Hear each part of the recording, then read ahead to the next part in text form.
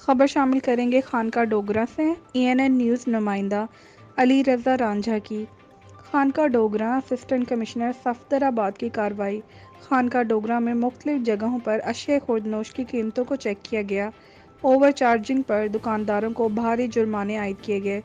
واضح رہے کہ گورنمنٹ کے مقرر کردہ نرخوں سے زیادہ نرخوں پر کوئی چیز فروخت کرنا قانوناً جرم ہے اور خود ساختہ مہنگائی پیدا کرنے والوں سے کسی قسم کی کوئی رعایت نہیں رکھی جائے گی۔ اوور چارجنگ کے حوالے سے آنے والی تمام شکایات پر بھی کارروائیاں جاری ہیں۔ تاہم شہریوں سے التماس ہے کہ اوور چارجنگ کی صورت میں شکایت سیل پر شکایت درج کروائیں۔ اشیاء کی قیمتوں کو کنٹرول میں رکھنے کے لیے مانیٹرنگ کی جا رہی ہے۔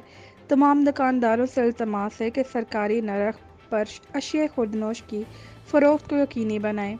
سرکاری نرخ نامے سے زائد قیمت وصول کرنے والوں کے خلاف سخت سے سخت کارروائی کی جائے گی۔